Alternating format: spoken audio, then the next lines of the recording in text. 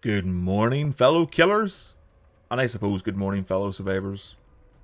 But more to the killers. I like you more. Less whinging, more stabbing, you know. And welcome to my Ghostface overview, me being Connor. So I just like to preface this video by saying I'm not the best Ghostface killer out there. I don't like to tunnel, I don't like to camp, I don't like to slug, or hit on hook, or I do like actually doing a lot of nodding to survivors when they're downed. And I probably do a lot of the other stuff as well, but let's just say that I'm not the biggest fan of the Ghostface. Not even in regards to the killer himself. I think he's pretty cool. Like, I really do like his theme, his aesthetic, the vibe he gives off. He just loves stabbing and like being a bit of a meme lord. I don't really just gel with his playstyle, and that's just me. I'm more of a simple type of guy when it comes to what killer I like. My favourite killers are Michael, Oni, I Need Help, Demogorgon, Wraith, Huntress, you know. Killers that are more about just chasing somebody down until they stop moving. But Ghostface he's a very stealthy boy, and he's one of the killers that I think takes very little time to understand how he works, but hell of a lot of time and experience to master. It's not just a mastery of the Ghostface himself, it's a mastery of map awareness, how players think, you know, their psychology, and other things as well. But we'll just start off the video by going over what his power is, and you can read it here if you want to just pause the video.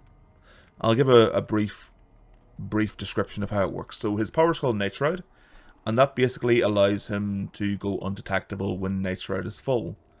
Whenever Night Shroud is active, he's undetectable, and he gains 2 new abilities. One of the abilities is that he can crouch, but when he is crouched, he moves slower. The other ability is that he can peek around corners, which is hilarious. He can do this while standing up or while crouched. While you're in Night Shroud and you are looking at a killer, you can juice them just like Michael does with Evil Within. Only instead of taking the juice out of them, you're putting the evil juice back in. Because whenever you fill them with evil juice, they become exposed. Whenever they are exposed, the survivor knows it, and you know it. Okay? And marking's very easy. You just need to have a killer or survivor in your line of sight, in your field of view, in your peripheral vision, and hold down the right mouse button, for example, on PC to stalk them. When you've done this, they become exposed.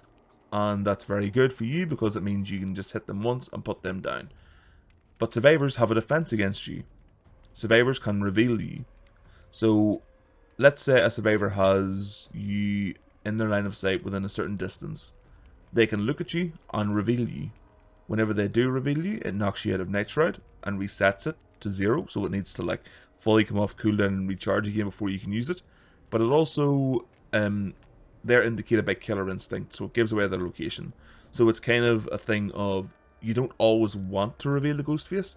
If you know where he is but he doesn't know where you are, you can just let him carry along his merry way.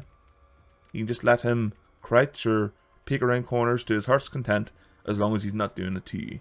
So you need to think before you reveal the killer, because it could be your downfall. You don't always need to reveal him. You can just let him go about his merry way, as I said. But that's what I meant by what I said at the start, where he's a very simple killer to understand and how his power works, but he's very difficult to master.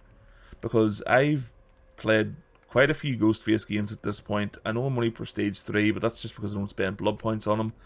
And I probably should, because there's a few perks I really want on him, but I don't have. So, let's go over perks actually. I'll just give you a brief overview of how I like to play him. So, I think Fearmonger is a must, and you can just pause the video if you'd like to read Fearmonger. So basically, while people are working on generators, they become exhausted and they're blind. Any exhausted status effect timers that are currently in play are frozen while they are working on a generator. So you can see how that would work very well in combination with his power Night Shroud. If he marks you and you're on a generator, that means that he can just run up to you, and of course if you're exhausted, hit you. You won't have Dead Hard to back you up, Leith, you know, sprint burst, none of those, which is good. So I think it's a very good perk to work with Ghostface in particular. Very good.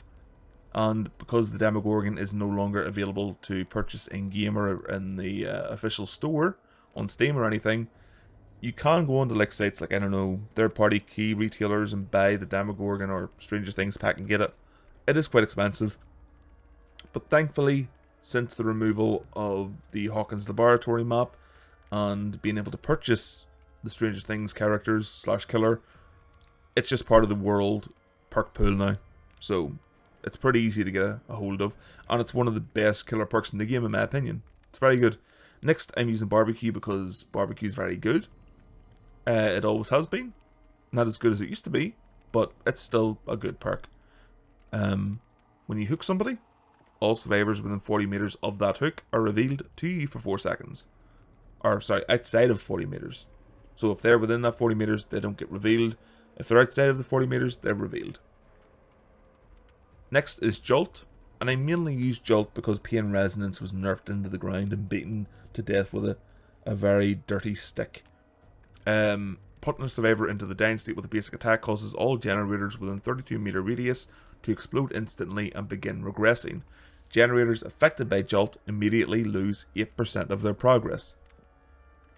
Simple. Very good perk. Everyone seems to be using it at the moment. Very annoying perk, but very good for the killer. And lastly, Franklin's Demise, which unfortunately isn't the very rare version, which I can't seem to find for the life of me. I'm leveling Bubba up right now just so I can get it. He is very close to Prestige 3. I don't really like playing Bubba. I just don't like Bubba at all. But it looks like I'm going to have to do that to potentially save blood points in the long run. Yeah, at high MMR for killer, you come across a lot of Swifts. A lot of them. A lot of squads. People who are, teamed up in voice comms. And they always tend to bring in at least 2 to 3 flashlights. And they're very annoying for killers. Very annoying. Especially when the survivor in question knows how to use it. So this just makes it annoying for the survivors when they want to blind you. Because if they get the flashlight knocked out of their hands, it's going to just deteriorate until it just loses all of its charges over time if they're not quick enough to go and retrieve it. Which hopefully they won't be, because you, of course, should be chasing them. Trying to follow up that first hit with a second hit. And this is where I'll get into a little bit of theory crafting with the perks. I would say there's 2 perks I have used and were very, very good for Ghostface. Now, because of course he is a stealth killer, chasing isn't something you really want to do constantly. It seems to be what most Ghostface players actually do nowadays for some reason. People just don't have the patience to learn Night's Ride, I guess. But what I found worked very well in combination, and it's not just for Ghostface, it's for a number of killers, is both Superior Anatomy, which is the Mastermind / Wesker perk. When a survivor performs a fast vault within 8 meters of you, this perk activates. The next time you vault a window, your vaulting speed is increased by 40%. 30-second cooldown. It's very good. 40% is quite good. Most survivors, when they see you perform this, are very surprised by how quick you actually are. Because usually, whenever you do instigate a vault as a killer, it's quite slow, and survivors rub their brow, get rid of the sweat, and just sigh for relief. I combine it with Bamboozle, which unfortunately for the Ghostface is not very rare quality. Again, I don't like how much grinding there is in this game. I don't want to invest time into a game that is this grindy, but eventually I'll unlock all of the perks for all the killers. But at the moment, Bamboozle isn't the 15% vault speed one, but this is a perk that's very good. It's very good, because most survivors who are good at the game will want to loop you around the same loop or vault 3 times until it's locked by the entity by default. This quickens that process, but also further increases your vault speed, which makes you better in a chase. So I would replace Barbecue and I would replace Franklin's with these 2. In fact, you know what? I will do that for this game we're about to have. Just to show you. And again, I would love to have the fully upgraded version of Bamboozle, but unfortunately I don't. So we're going to have to deal with a few percentages slower vault for this game. But in terms of add-ons, he does get some good add-ons, and of course one of his brine quality or common add-ons is quite good, which is decreases time required to mark a survivor by 20%, which is nice. It is nice. His iridescent or ultra rare quality ones. The aura of all survivors are revealed for 7 seconds when a marked survivor is put into the dying state. So that requires you to, in the heat of the moment, remember when you down somebody to look around you to see where everyone else is. By which time you picked that survivor up and brought them to the hook, they may be long gone. So, I mean, if they're hanging around waiting for the unhook, it could be useful there, but, you know. Instantly recharges Nitride after a successful basic attack that puts a survivor into the dying state. Yeah, that's good. That could be good, I suppose. I mean, it doesn't really take long for Nitride to recharge. It doesn't. If you activate it instantly after hooking somebody, well, the person who's hooked is just going to reveal you anyway, so I wouldn't go for that. They did change the Ghostface a while back, so I'm not as familiar with his current add-ons as I was the previous ones. But I'm going to go with these two. Drop Leg, Knife Sheath, and Philly. Just because they're reliable. For offerings, it really doesn't matter, whatever you want to use. I have found that the new Strode Realty or Haddonfield map is quite good for this Ghostface. This version of the Ghostface at least. Which is ironic because Michael, Ghostface, 2 franchise killers. But yeah, he's a very good killer. Again, he's difficult to master, but he's easy to pick up. And of course, he's an absolute meme lord. Look at him, he just loves to stab. You gotta love him for that alone. And yeah, all the ladies love Ghostface. So if you can master the Ghostface, then that of course means that all the ladies will like you. Get your own harem going, you know? So, let's get ourselves into a game and just see if I can even get a 4K. Here's hoping I can. Let's go.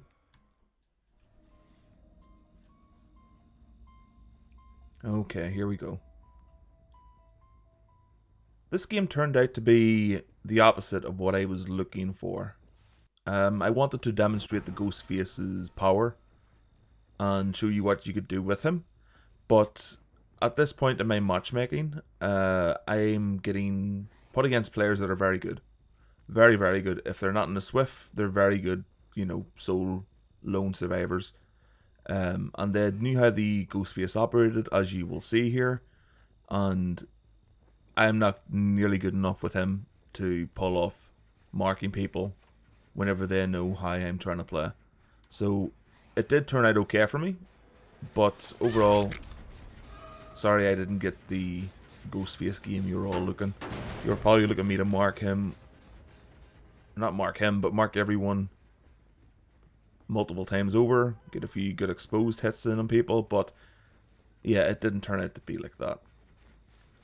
This team was very good. The only one that didn't seem as knowledgeable or as good at looping or just overall map awareness or game awareness was the Claudette. Now they're probably, I don't know, they might be teamed up with someone, maybe near to the game. They were on console, I believe. I didn't get to see how many hours they had. But Trickster's wife, who I believe I played with before quite a few times. I think they might actually be a follower. And of course, Moremi, Wesker, and Reva were very good players. They were always gone before I entered the room, even if, you know, I was undetectable. They just knew what was going on. I was trying to see if I could mark her through those, and kind of, but not really. But first generator's done. They got quite close with 2 other ones. I'm starting to panic here a little bit. They're playing quite well. And there is Bamboozle taking effect. Now this loop that she's trying to do here, it's not too good. It's not too good for me. even with the perks that I have equipped, so I just completely left that one. I gave up there pretty quick. And as you can see, these two, and you'll see the Jack in a minute, the Ada and the Jack, they know how to position themselves while in a close chase to avoid taking hits. Especially the Jack. The Jack turns out to be the MVP of this match for the survivors. Spoilers and all that, but what do you say? So this is why I like playing killers like Oni, like Michael, you know, Wraith. Even though Wraith does have invisibility, he's still all about going around and ambushing survivors and chasing them down. That's why he gets a little bit of a speed boost after he leaves his cloak. He's all about the chase. And I do enjoy killers more so that are about chasing. Jack very quick there with the revive. And the Jack kind of annoyed me here. He was playing well. But this is the survivor community in a nutshell whenever they're good. They just constantly try to lure you. And this is one thing I will say to survivors who are good. If you want to lure a killer into a chase, try not to like make a big show of how good you are, flashing your flashlight, trying to be as obnoxious as possible. New killers will fall for that. Experienced killers won't. They'll just think you're being a bit of a dick, to be honest.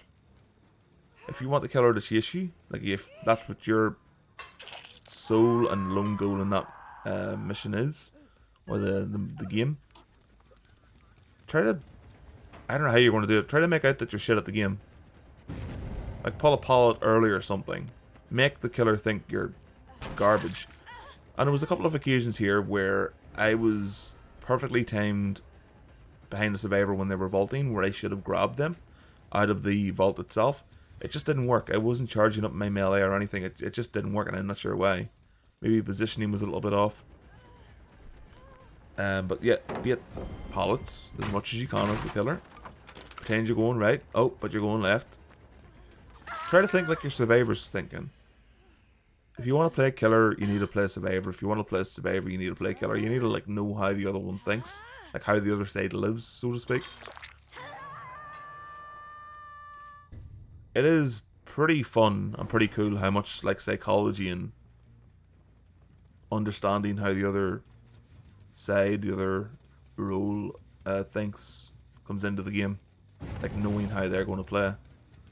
That's one of the more interesting parts for me as a killer. Claudette scared the shit out of me there as well.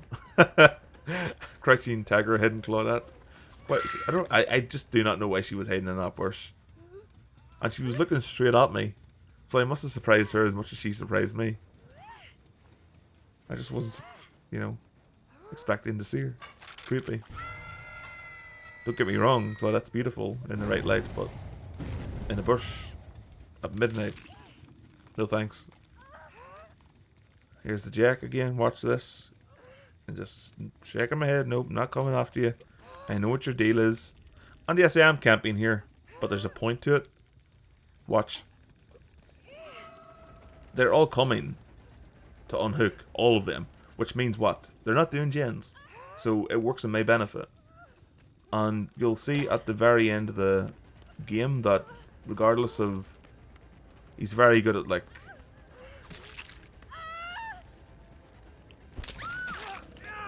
He's very good at baiting this fella, Reva.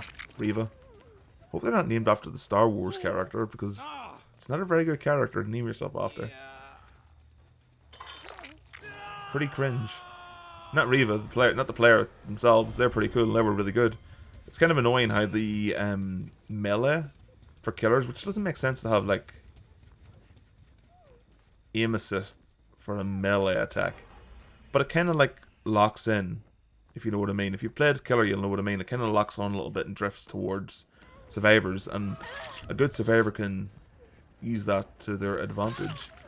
You'll see what I mean by like, that's the reason I was camping the hook. I know I said I don't do that, but of course you do. Not egregiously so, but to your benefit, sure, go ahead. If you know the enemy team / survivors, gotta call them the enemy team, you know, it's serious business this. Whenever the survivors all come running to like save their friend, and look, Jack teabagging, trying to get my attention. Whenever survivors do that now, I just ignore them until the end. And then they feel worse whenever they have the last one put out. Because all their effort went to naught. And as you can see, I'm used to like dealing with how the attempted jukes are working, so you play the team how they're meant to be played. I could have played this game by just going around marking people and losing, but this team was very good, and it just demonstrates that the only way to deal with a really good Swift, or these guys aren't a Swift, sorry, but really good survivors in general, is to be as aggressive as possible. Patrol your gens. Don't let them go for easy unhooks. Go for the weakest players first, because the strongest players are always going to come and support them. So taking out the weaker, you might think, you know, let's take out the stronger player first. But in DBD, take out the weakest, because the strongest player always feels like they can go to help them. They always think like they've got the advantage. So whittle down their numbers over time.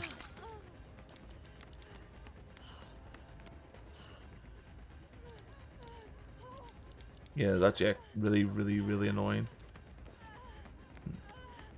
I would usually bring Franklin's for this scenario, but I didn't. Don't get me wrong, Bamboozle and Superior Anatomy worked wonders in this match. Jack has a really, really good dead hard pulled. Really, really well timed that was. And I think he was, oh, there's the Ada.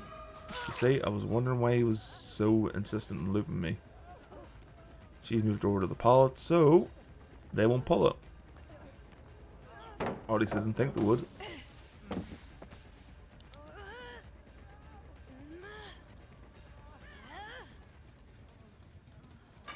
There we go, another wee hook. I'm going to leave the Jack to last as well. Let's get Trickster's wife out next. So if you're looking to play killer and you're looking to improve as a killer in DBD, if someone is making it their life's mission to get your attention, ignore them. Just completely ignore them, because they will continue to try and get your attention for the majority of the match. They will. There's players that are just like that. There are quite a few. You see, the demographic in age for Dead by Daylight is quite mixed, but there are a lot of players, or young players, that like to do the juking and the looping. And you know what they're like? They're like a dog with a bone. Once they've got an idea in their head, they'll just go with it. So if they start the game wanting, that was my phone, sorry, they'll start the game wanting to loop somebody or a killer, or just, you know, get jukes and stuff. That's what they're going to go for. No interest in gens. And unfortunately for the Jack, they only picked an interest in gens, or picked it up towards the end, as you can hear him working on one now. What are the odds that that happens just as I bring it up? And of course, he's down now. Yep. That's what all your flashing and clicking got you. All your teabagging. A down. Although, I make a mistake here. There's a hook right upstairs outside the back of the garage, and I just completely missed it. Directly to my left there's one. And I could have made it. I could have made it to that hook, but I went for the one that was a little further away. And he got off. And so the chases begin again. Now the Ada is still a mark. I believe she was the only mark I got in the game, so at least I used Ghostface's power to some extent. I did use it, so you can't say I didn't. The Jack just wants to loop. And now I'm wondering, where has the Ada gone? Is she working on another gen? There's only 3 generators left. They're very close together, which means what? Survivors have gone and gen locked themselves. So I'll just patrol them. And if the Jack opens himself up, then I'll take a wee stab at him. But he is glued to that pallet.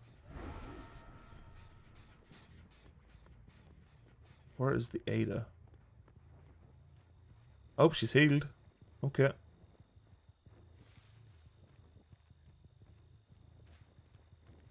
Oh, I can hear the gen.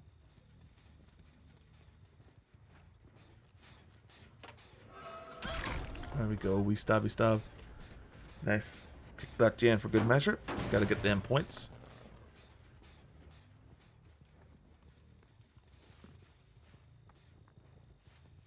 And where's the Jack? I saw the Ada over there behind the building. And she's going to think I'm going there, so I'm going to go after her. She has made a crucial and dire mistake there. And because they've got superior anatomy and bamboozle them, I can beat her to this vault. Perfect combo. Perfect combo for chasing. Would be even better if I had a fully upgraded bamboozle, but I don't. Now, what do you think the Jack's doing during all this? Do you think he's back on a generator, or do you think he's standing about? I don't know, maybe looking for a chest to find something to heal himself.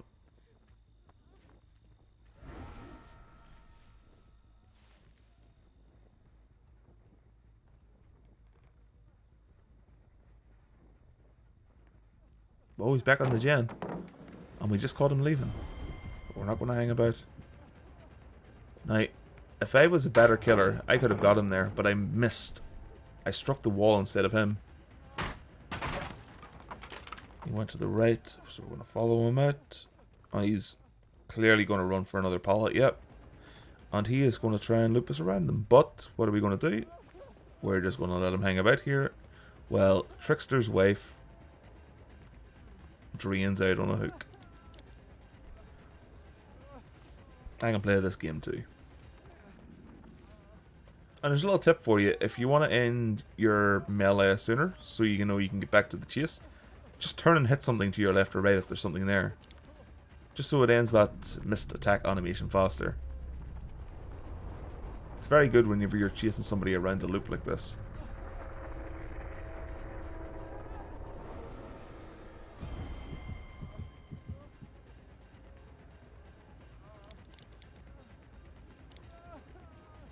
They're wasting my time, I'll waste theirs. Unfortunately, when you do reach high MMR killer, the games do become pretty much like this every time. And I know that's what you expect, you know, the better you are, or the better you become at a game, then the more difficult it should become. And that's true, but the game never kind of lets up when you play killer.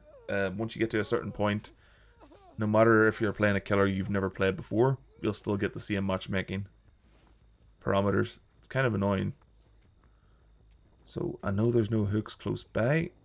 Not that I'd reach any, at least within the time that he'd be wiggling. So yeah, they've all been used. So now I'm just wondering if he has something on that will let him get up. But I don't, you know, I'm just going to take the risk and look for the hatch, honestly. Let's go and close the hatch. That way, even if he does wiggle off, if he doesn't have a key, which he doesn't, he won't be able to use the hatch. He'll have to go for one of the doors. And the doors in this map, the escape gates, they're very easy to find. And of course, we'll know where he is anyway, because we'll see where he wiggled off. And I was kind of thinking about giving him hatch. But, you know, the clicking, the teabagging, even though it's just trying to attract the killer's attention, and it is a strategy that works, it works really well.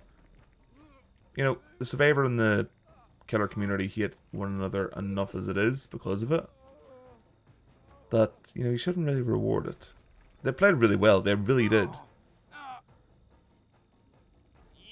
But, you know, I'm going to put them on that hook that I should have put them on originally, and it turns out to be sweet poetry, you know.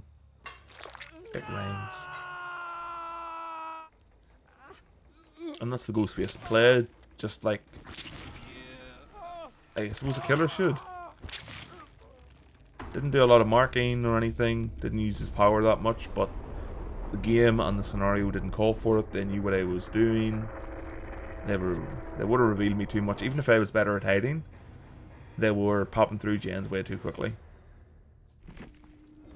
As strong as the Ghostface is, I do feel he's a bit weak in regard to going against better players. And there's 4 iridescent metals, so I did do as well as I could have done in that match there.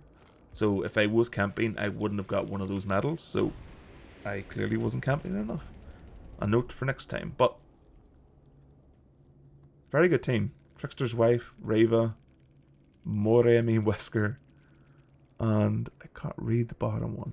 Not from the video editor, at least. But yeah, 27k. If I just run the bike clicking their flashlight, they got a very good score for it. Very, very good score. But that's Wesker.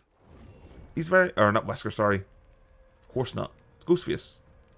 And he's very fun. Not my type of killer, as I said at the start, but that's how he works. That's how he plays.